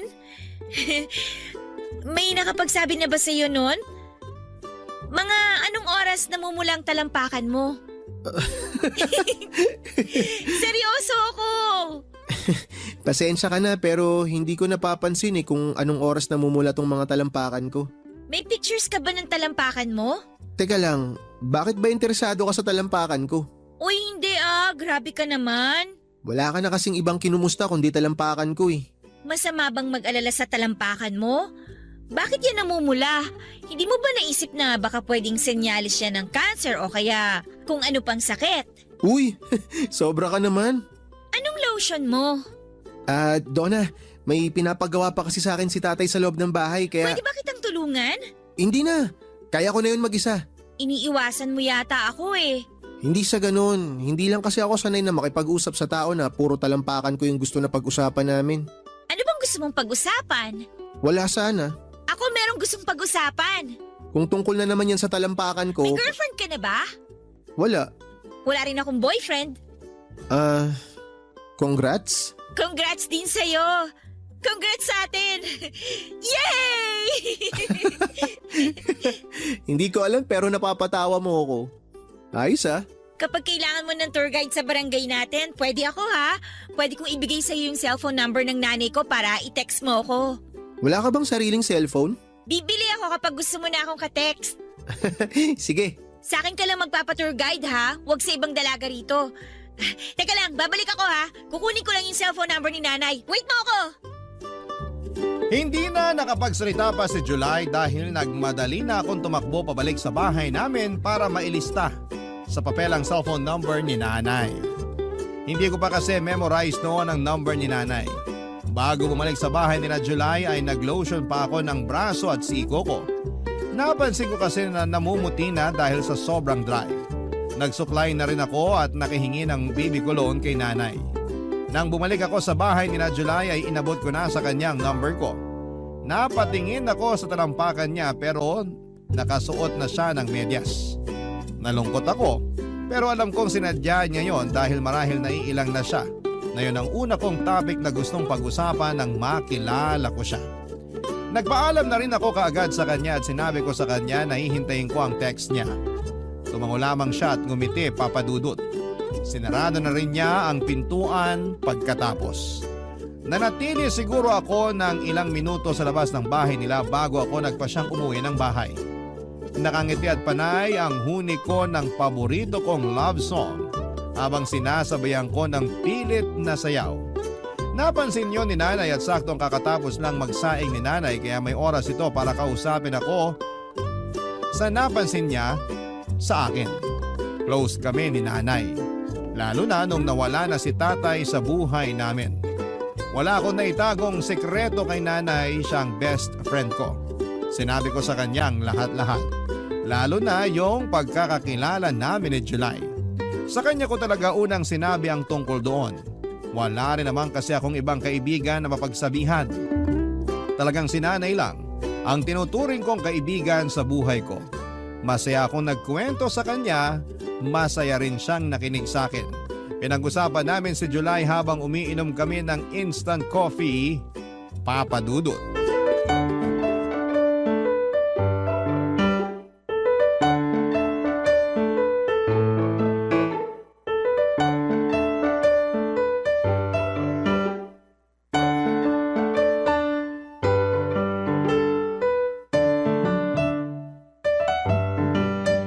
Nay, ang gwapo ni July! Talaga bang mapulang talampakan niya? Sa susunod ko na makikita. Nakamedyas na kasi siya nung bumalik ako para ibigay yung cellphone number mo eh. Balitaan mo ko kung totoong chismis sa talampakan niya ha? At kailangan sabihin nyo rin sa akin kung magte-text siya sa inyo ha. Oo naman! Ako pa ang magiging tulay niyo. Crush ko na siya, Nay. Mukha siyang artista. Ganun pala talaga kapag nabababad ka sa tubig ng Maynila, no? Kakaiba yung kislap at yung puti mo. Yun nga rin ang sabi-sabi ng mga tsahin mong nakatira sa Maynila. Malakas daw kasi ang chlorine doon. Pwede ba tayo magpalagay ng chlorine sa poso natin, Nay? Baka mahal yun. Ipambili na lang natin ng karne. Siguro mayaman si na July, no? Mukha naman. Laki ba naman ang bahay na tinutuluyan nila? Kapit-bahay nga niya yung mga OFW sa Japan at Dubai eh. Magustuhan ka kaya niya? Parang langit at lupa kayo? Mabilib ka naman sa akin, Nay. Hindi man tayo mayaman, pero maganda naman ako. Tiwala naman ako sa ganda mo. Ikaw nga lagi ang muse sa purok natin tuwing may ligay. Buti pinaalala niyo yan. Ipapakita ko kay July yung mga picture ko na nag-muse ako last year. Ang ganda ko ron, di ba? Isuot mo na rin yung shorts na ginamit mo nung nag-muse ka para lalo siyang mabilib sa'yo. Hindi na kasya sa akin yun eh. Tumaba na ako. Isusuot ko na lang yung bestidang pinagsisimbang gabi ko. Yung kulay dilaw. Nagmumukha kang may hepa sa bestida na yun. Mag-shorts ka na lang. Makinis naman ang hita mo. Nay, pag niligawan ko ba siya, may tsansa kaya ako? Oo naman. Wala sa lahi natin ang nababasted. Para kasing naiilang siyang kausap ako eh. Nandibago lang siguro. Sanayin mo lang sa presensya mo. Ano kayang pwede kong ibigay sa kanya kapag manliligaw na ako? Magluluto ako ng champurado bukas. Hatiran mo siya. Lalagyan ko ng maraming ebap. Sige nga, Nay. Sasabihin ko na ako ang nagluto. Mahilig naman ang mga lalaki sa babaeng magaling magluto, di ba? Diyan ko nadali ang tatay mo. Paano niyo po napa-inlove si tatay? Lagi ko siyang binibigyan ng gumamela. Yung tanim ng lola mo noon, bago maubos ang bulaklak ng gumamela ng lola mo, napasagot ko na ang tatay mo. Wala naman tayong gumamela rito sa bakuran eh. Ano kayang pwede kong ibigay sa kanya? Wala pa namang namumungang bulaklak ngayong buwan dito sa atin. Bibigyan na lang kita ng pera para bumili ka na lang ng bulaklak sa palengke, kahit yung mura lang. Hindi ako marunong bumili ng bulaklak, Nay. Basta pakiramdam mo lang kung ano yung bulaklak na magpapakilig kay July. Pwedeng rosas, sampagita o orchid. Mapapasagot ko rin kaya si July tulad nung nangyari sa inyo ni Tatay? Oo naman! Malaki ang tiwala ko sa mga bulaklak. Kaya bukas, agahan mong pumunta sa palengke para makapili ka pa ng bulaklak. Dadagdagan ko para makabili ka rin ng candy na iaabot mo sa kanya. Marami roon sa palengke yung kinikilo ng mga candy. Tsaka pwede kong balutin ng ribbon yung bulaklak, no? Para presentable. Ayan! Tama yan! Planuhin mo ng maayos ang panliligaw mo kay July. Ipagtitiri kita ng kandila pag nagsimba ko sa linggo. Teka sandali. Sino kaya ito nag-text? Donna! Nag-text na si July! Nay! Papakasalan na niya ako! Napalundag pa kami ni Nanay dahil sa sobrang kilig, Papa Dudut. Hindi kami kaagad nakapag-reply dahil hindi namin alam ang isasagot sa text niya. Nagtanong lang naman si July kung hanggang anong oras dumadaan ang jeep sa amin. Makalipas ang 1 oras nakapag-reply na ako. Tinuro ko kung saan magandang sumakay ng jeep at kung hanggang anong oras lamang yon nagbabiyahe sa amin. Binigay ko na rin ang number ng tito ko na isang tricycle driver kung sakaling gusto niyang magpahatid. Tinulungan ko siya sa lahat ng kailangan niya para makita niyang karapat dapat akong dalaga para sa kanya. Matipid lang naman ang mga sinagot niya sa akin. Kahit maalan nobela ang haba ng mga sagot ko sa kanya. Ayos lang yon sa akin, ang importante Papa Dudut ay tinext pa rin niya ako. Hindi ko na nga gustong bitawan noon ang cellphone ni Nanay kung hindi lang tumawag ang kumare niya. Kinabukasan maaga ako nagtungo sa palengke para bumili ng bulaklak. Marami na akong inikutan pero wala akong natipuhang bulaklak na babagay para kay July. Inuna ko nang bumili ng tingi-tinging candy. Magkakahalo ang tsokolating bilog at ibang matatamis na candy na kahulma ng mga bulaklak na binalutan pa ng asukal. Nang sa wakas ay makakita na ako ng puting rosas na ibinigay ko kay July. Sakto namang napansin kong nahulog ko ang perang ipangbibili ko ng bulaklak. Konti na lang ang natira sa akin, Papa Dudut. Nalungkot ako dahil hindi ako nakabili ng rosas. Pauwi na sana ako nang mapadaan ako sa bentahan ng gulay. Nakita ko rong ang madidilaw na bulaklak ng kalabasa. Mas sariwa pa kesa sa rosas na una kong nakita. Nagtanong ako sa presyo noon at sakto yon sa naiwang pera sa akin, Papa Dudut. Kaya naman walang pag-aatubiling binili ko yon at saka nagmadali nang sumakay ng jeep pabalik sa barangay namin, Papa Dudut. Barangay Love Stories. Barangay Love Stories. Papa Dudut, nagmadali akong bumalik sa bahay dahil napagpawisan ako sa palengke. Kinailangan kong magpalit ng damit at mag-ayos. Binabad ko muna sa garapon na may tubig ang nabili kong bulaklak ng kalabasa. Nagmadali na akong maligo at magpahid ng lotion. Pinuntahan ko rin ang kwarto ni Nanay para makigamit ng lipstick niya at pulbos. Wala si Nanay noon, nagsimba siya kasama ang kumare niya. Alam kong pinagtirik din niya ako ng kandila para mapabilis ang pagsagot sa akin ni July. Nung makapag-ayos na ako ay nilapitan ko ang altar namin para humingi ng tulong sa Diyos. Para lakasan ang loob ko sa gagawin kong panliligaw kay July. Medyo nanginginig pa ako noon dahil parang gusto ko nang umatras. Kaso kapag naaalala ko ang kwento ng pag-iibigan ni Nanay at Tatay ay nabubuhayan akong muli ng loob. Nagkape muna ako para masigurado lang na malakas ang loob ko kapag hinarap ko si July, Papa Dudut. Inabangan ko ngang makabalik si Nanay para mapalakas pa nito ang loob ko. Kaya lang ay naubos ko na ang kape at nahuhulas na ang pulbos ko ay wala pa rin si Nanay. Kaya nagpasya akong sugurin na ang bahay ni na July. Bitbit ang bulaklak ng kalabasa. Dahan-dahan ako naglakad patungo sa bahay ni na July. Ayokong tumakbo dahil baka mahulas ang pulbos ko sa mukha. Saka para hindi agad kumupas ang baby cologne na ibinudbud ko sa damit at kilikili ko. Nang makarating na ako sa harapan ng bahay nila ay nag-alangan akong kumatok. Ang dami kong in-overthink. Paano kung allergic pala siya sa bulaklak ng kalabasa? Paano kung ayaw niya sa amoy ng baby cologne? Paano kung ayaw niya sa babaeng nagpupulbos ng mukha?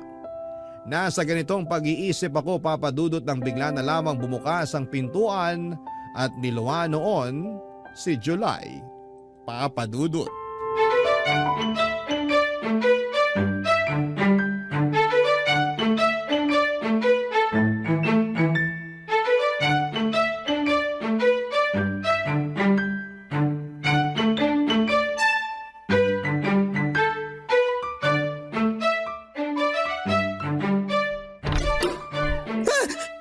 Donna, anong ginagawa mo rito? Dinadalaw ka? Parang di ka sigurado ah. Dinadalaw ka! Wala naman akong sakit para dalawin. Gusto ko lang sanang bigyan ka ng bulaklak ng kalabasa Oh, wow! Para saan? para manligaw? Parang di ka ulit sigurado. Ligaw! Teka, joke ba to? O hindi ah! May kasama pa nga candy tong bulaklak ng kalabasa kaso naiwan ko sa bahay. Pwede kong balikan para makita mong seryoso talaga ako sa'yo. Sandali. Gusto mo talaga akong ligawan? Oo! Wala namang magagalit, di ba? Hindi ka ba pagagalitan ng nanay mo? Kababae mong tao pero ikaw yung manliligaw? Tsaka, bakit bulaklak ng kalabasa? Eh di ba nga ang manliligaw nagbibigay ng bulaklak sa gusto niya? Pero bulaklak ng kalabasa? Sa totoo lang, puting rosa sana yung ibibigay ko sa'yo Kaya lang, nawala yung pera kong pambili Kaya sumakto lang yung natira sa akin para sa bulaklak ng kalabasa. Cute naman yan! Tanggapin mo na lang! Cute nga. Bago sa akin to. Bulaklak ng kalabasa ang binibigay sa panliligaw. Masarap din yan kapag ginisa mo sa talbos ng sayote. Sahugan mo rin ang karni ng baboy. Ganun, iluluto. Akala ko kasi ilalagay ko to sa altar tulad ng ibang bulaklak. Aba, pwede rin naman yun. Bulaklak pa rin naman yan Mas matagal pang mabulok yan kaysa sa rosas. Ah, talaga ba? Oo naman. Pasensya ka na kung yan yung inabot ko sa'yo. Sa susunod na lang ako babawi ng rosas o kaya orchid. Basta maka-extra lang ako sa talyer ng kagawad natin dito. Hindi mo naman ako kailangan bilhan ng rosas o orchid. Ayos na tong bulaklak ng kalabasa. Mapapakinabangan pa ng sikmura. Eh di pumapayag ka ng maligawan? Bakit ako? Kasi ikaw yung type ko Pero babae ka. Babae ako. Hindi ba weird yun? Wala namang masama sa weird. Maganda nga yung para kakaiba sa mga nakasanayan. Sa totoo lang, hindi ako sigurado sa gusto mong mangyari. Payagan mo lang akong manligaw sa'yo para makita mong ayos din naman kung babae yung magpapakita ng interes sa lalaki. Pero mali pa rin yata Dapat kasi lalaki ang unang magpapakita ng interes, di ba? Ayaw mo bang ako ang nagpapakita ng interes? Kasi sa tingin ko, dapat maging patas sa panliligaw ang mga lalaki tsaka babae Naisip ko rin, karapat-dapat din naman para sa mga lalaki na maligawan. Yun bang mapakitaan na espesyal din sila? Ayaw mo ba nung ganun? Maganda naman yung idea mo na yan, kaya lang, hindi talaga ako sanay. Eh di, ibig sabihin ba, busted na ako?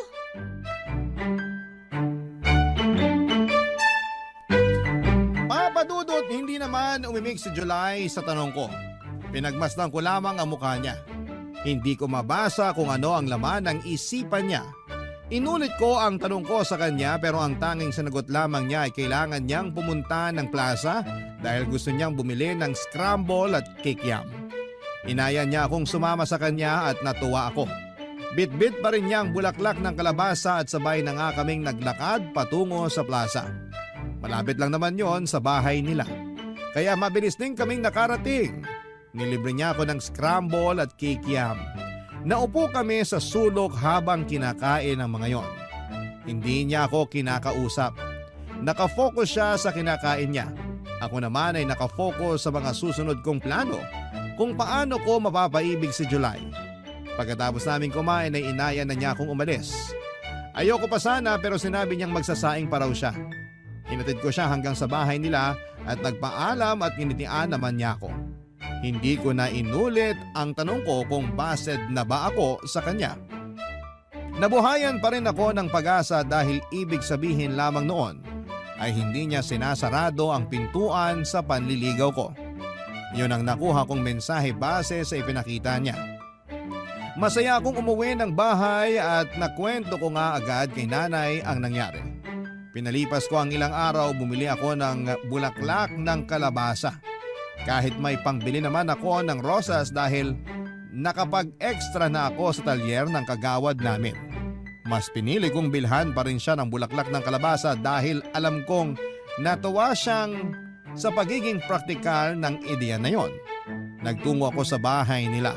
Malakas ang loob kong kumatok at inaasahan kong si July muli ang magbubukas ng pintuan pero nagulat ako nang ang tatay niya na si Mang Edo ang nagbukas ng pinto.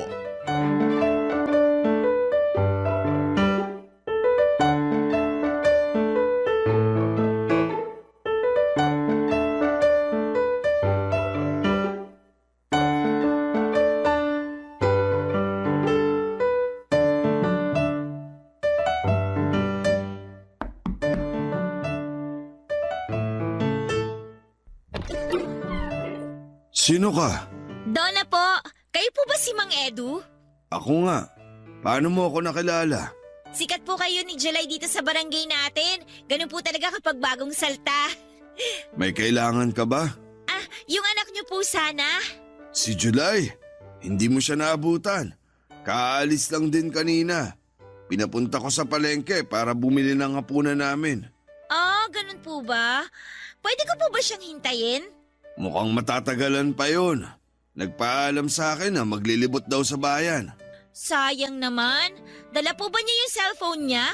Dala naman, kaya lang walang load yun ngayon. Pwede niyo po ba siyang i-text na nandito ako sa inyo para umuwi na po siya? Matanong nga kita, Iha. Sino ka ba? Donna nga po. Nasabi ko na naman po sa inyo kanina, di ba? Ang ibig kong sabihin, ano ka ba ni July? Ngayon lang kasi kita talaga nakita. Wala ring nakakwento tungkol sa iyo ang anak ko. Ah, hindi pala niya nasabi sa inyo. Nobya ka ba niya? Ay, hindi pa po. Hindi pa. Ibig sabihin ba niyan nililigawan ka niya? Hindi rin po.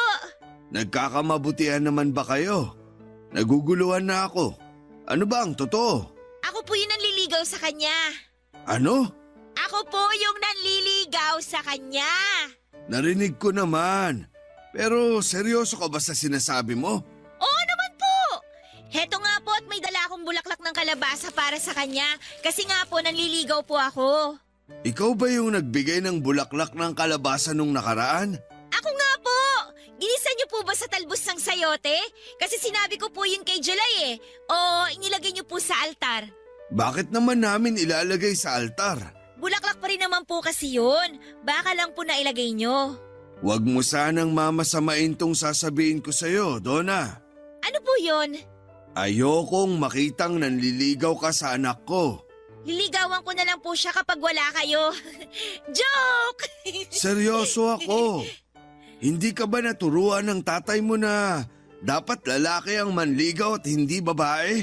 Nanay ko po nagturo sa akin na walang masama kung babae po yung manligaw sa lalaki. Patas naman daw po kasi ang mga babae at lalaki, lalo na po pagdating sa pag-ibig. Mali naman ang nanay mo. Ha? Bakit naman po mali? Siya rin naman po ang nanligaw sa tatay ko. Sila rin po yung nagkatuluyan. Ako nga po yung bunga Pero hindi magandang tingnan. Ano na lang ang iisipin ng mga ninuno natin kapag binaligtad mo ang role ng babae at lalaki? Wala na po silang pakialam doon. Matagal na po silang nasa langit at nagsasaya. Ang importante, yung pong ngayon. Yung matuto tsaka masanay tayo sa pagbabago. Hindi maganda ang pananalitang ganyan, Iha. Pasensya na po pero sinasabi ko lang naman po yung totoo. Sinasabi ko rin ang totoo. Ayokong maaligid ka sa anak ko para manligaw. Kung gusto ka niya, hintayin mong siya ang lumapit sa'yo. Napalunok ako sa huling sinabi ng tatay ni July sa akin, Papa Dudut. Nasaktan ako roon nang ipilit niyang huwag na akong manligaw. Sinubukan kong depensahan ang sarili ko pero nagpaalam na si Mang Edu. Kailangan na raw niyang magsiesta. Alam ko namang paraan lamang niya yon para makaiwas. Sinubukan kong iabot sa kanya ang bulaklak ng kalabasa para ibigay na lamang kay July, Papa Dudut. Pero tinanggihan niya yon. Mas lalo akong nasaktan. Pinagsarhan niya ako ng pintuan at hindi ako kaagad nakagalaw sa pwesto ko. Nabitawan ko na lang ang hawak kong bulaklak ng kalabasa. Hindi ako kaagad umalis sa harapan ng bahay nila at naiyak na ako noon pero kinailangan kong lakasan ang loob ko para ipakita sa mga ninuno ko na hindi ako talunang babae. Dinampot ko ang bulaklak ng kalabasa at nagmadaling umalis sa bahay nila July, Papa Dudut. Hindi muna ako umuwi ng bahay at nagtungo muna ako sa plaza kung saan kami kumakain ni July ng scramble at kikiam. Nagtungo ako roon para magdasal. Mas malawak kasing tingnan ang kalangitan sa plazang yon. Kaya naisip kong makikita ko kaagad ng Diyos kapag nanalangin ako roon. Mataimtim akong nagdasal, Papa Dudut, at humiling na sana ay magbago ang isipan ng Mang Edu tungkol sa panliligaw ko sa anak niya. Hindi ko na malaya na naglalakbay na ang isipan ko sa negatibo.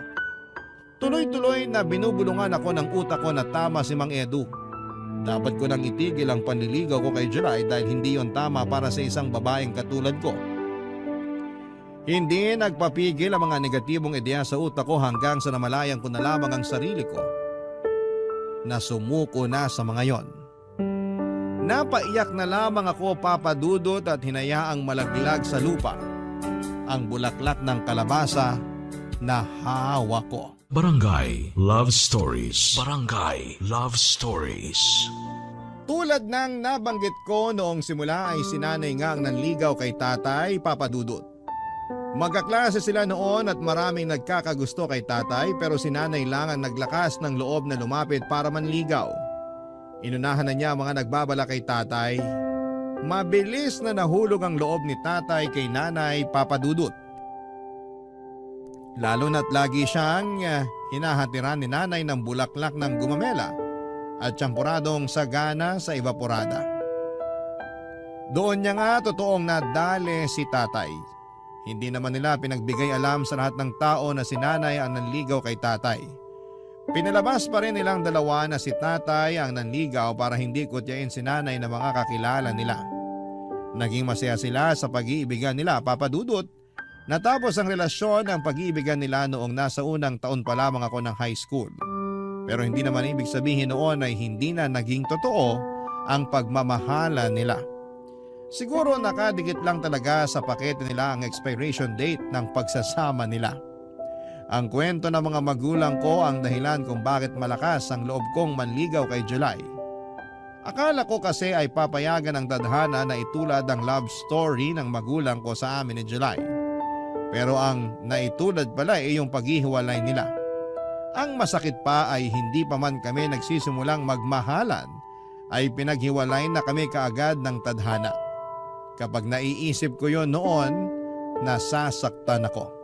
Kapag nasasaktan ako ay tumatambay na lamang ako sa plaza para doon ibuga lahat ng sama ng loob ko habang kumakain ng scramble at kikiam.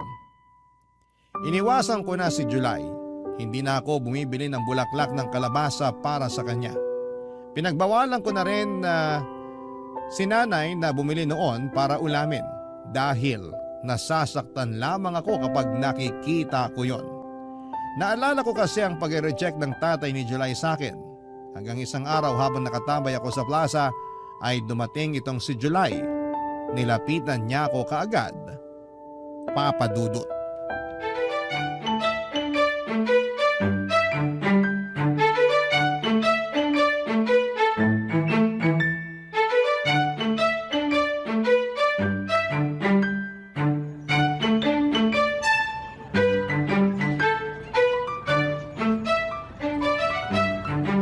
Donna! Hindi kita kilala. Wow, suplada! Akala ko ba ikaw yung pinaka-friendly dito sa barangay natin? Ano bang kailangan mo? Wala naman. Nasaktuhan lang na nakita kita rito. Bumili ka rin ba ng scramble at kikiam?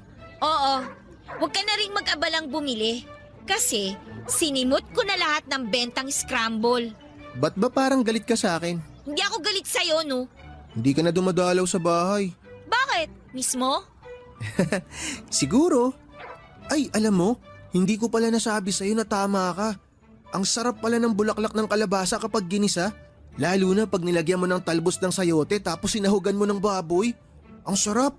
Sabi sa'yo eh. Bakit mo ba ako sinusupladahan? Itanong mo sa mapulang talampakan mo. Ayan na naman tayo sa talampakan eh. Sa susunod, kapag makakasalubong kita, pwede magmedyas ka na lang lagi. Takpan mo yung talampakan mo ha. Please lang, dagdag ka sa polusyon. Lo, ano naman naiambag ng talampakan ko sa polusyon? Basta, umalis ka na nga. Sabihin mo muna kasi kung bakit ganyan ang trato mo sa akin. Hindi pwede. Hindi na ba ako talaga makakatanggap ng bulaklak ng kalabasa sa'yo? Ang galing mo pa naman mamili nun. Kahit kamote, hindi ka makakatanggap sa akin. Uy, paborito ko yung kamote. Lalo na kapag nilaga tapos sinausaw mo sa brown sugar. Paborito namin ni tatay yun na merienda. Walang nagtatanong, no? Ang suplada naman itong manliligaw ko. Di ba dapat ako yung nagsusuplado sa'yo? Umalis ka na nga. Ay, pinapaalis na ako. Sige ka. Anong sige ako? Kapag pinaalis mo pa ako, sa iba na ako magpapaligaw. Ano? Ang sabi ko, kapag pinaalis mo pa ako, sa ibang babae na ako magpapaligaw. Sa kanya na lang ako magpaparigalo ng bulaklak ng kalabasa. O kaya, baka sa susunod, di na bulaklak ng kalabasa ang ibigay niya sa akin. Totoong bulaklak na. Totoong bulaklak? Ano bang akala mo sa bulaklak ng kalabasa? Hindi totoo? Gawa sa papel? Gawa sa hangin? Katangi-isip? Ganon? Joke lang. Ikaw naman ang init talaga ng ulo mo ngayon. Nakarami ka naman ng scramble ah. Di ba dapat malamig ang ulo mo? Magpaligaw ka na lang sa iba. O mas maganda, ikaw na lang talaga ang manligaw. Nakakahiya naman sa'yo.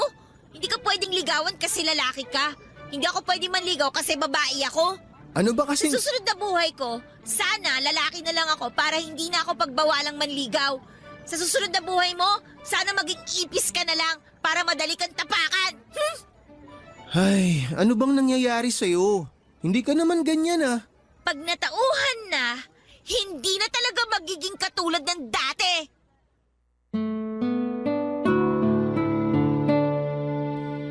Papadudot madrama ang naging huling linya ko kay July.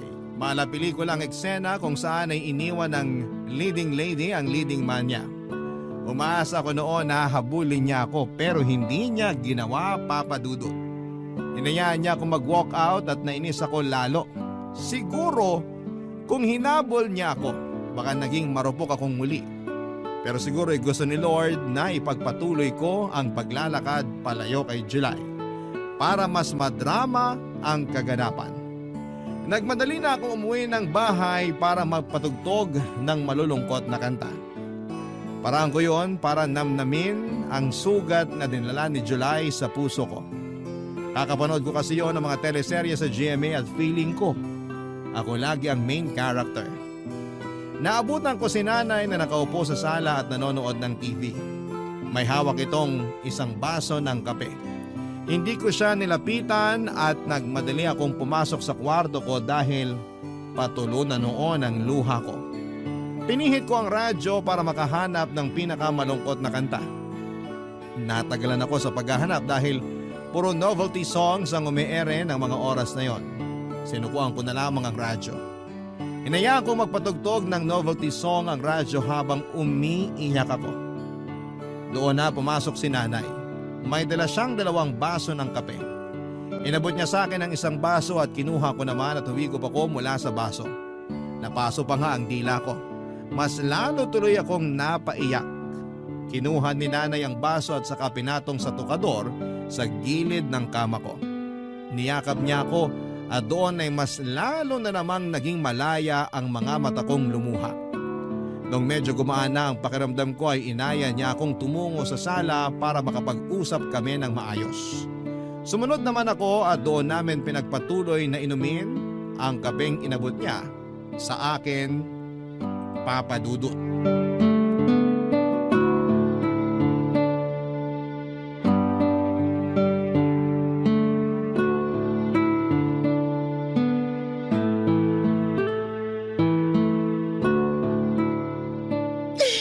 Hindi na ba mainit yung kape mo? Hindi na po nakakapaso. Bakit ka ba umiiyak? Eh si July po kasi Anong ginawa niya sa'yo? Wala naman siyang ginawa. Yung tatay kasi niya. Anong ginawa ng tatay niya? Pinagbawalan niya akong ligawan si July. Kasi hindi raw yun gawain ng isang babae. Ay nako. At nagpadala ka naman.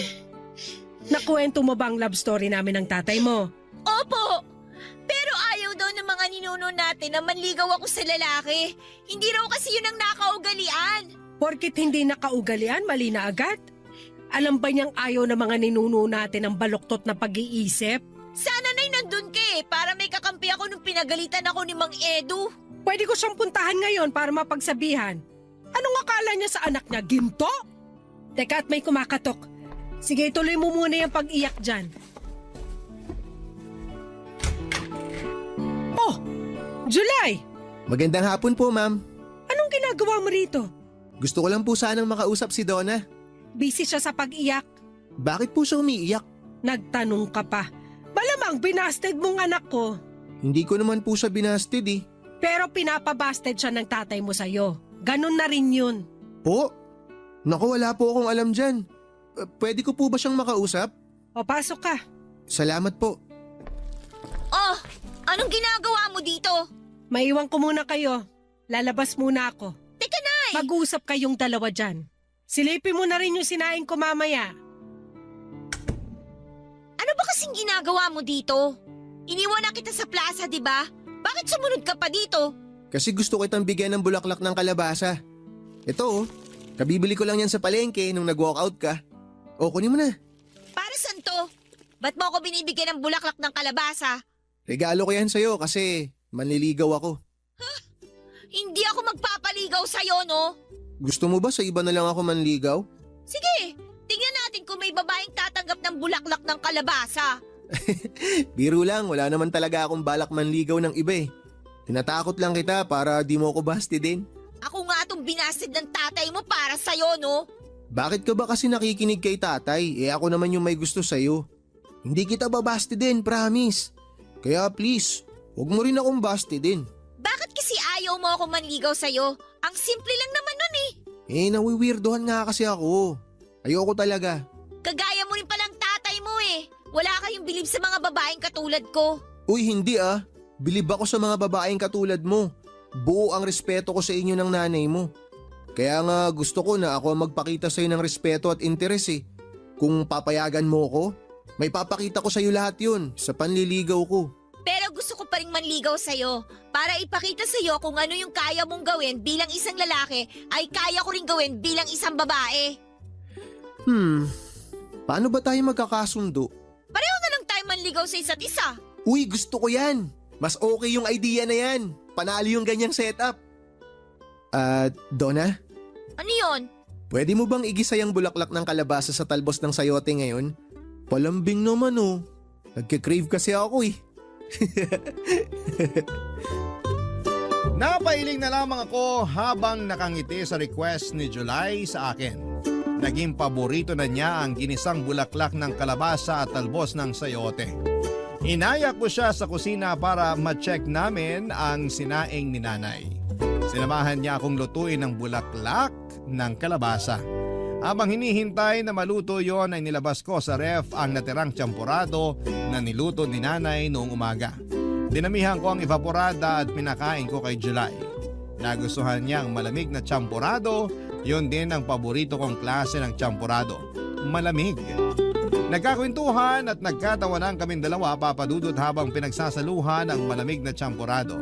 Isa marahil yon sa mga hindi ko makakalimutang alaala sa buhay ko. At yon ang madalas kong kinekwento sa mga naging anak namin ni July. Oo, nagkatuluyang kaming dalawa ni July. 2 taon ang inabot ng relasyon namin bilang magkasintahan bago niya ako inayang magpakasal. Ako pa naman sana noon ang nagbabalak na mag-propose sa kanya. Kaso'y naunahan niya ako. Wala namang kaso yon. Pareho lang naman kami ng gusto. At ngayong pareho na kaming 45 ay wala na kaming ibang hinihiling pa kundi ang dagdagan pa ng Diyos ang buhay namin para makapagsama kami ng mas matagal. Para marami pa kaming taong makwentuhan ng love story naming dalawa. Kaya nga naisip ko ring ibahagi sa inyo sa Barangay LS ang kwento naming mag-asawa para mabigyan ng pag-asa ang bawat isa sa forever. Andyan lang ang forever sa gilid ninyo. Nag-aabang lang kung kailan ka magkakaroon ng lakas ng loob para lapitan ito. Sa lagay ko, ako ang naunang naglakas ng loob na lumapit. Sumunod sa akin si July at heto kapwa na namin hawak ang forever namin. Maraming salamat po sa pagbabahagi ng aming kwentong mag-asawa. Hanggang sa muli, ako po ang inyong kabarangay forever, Donna.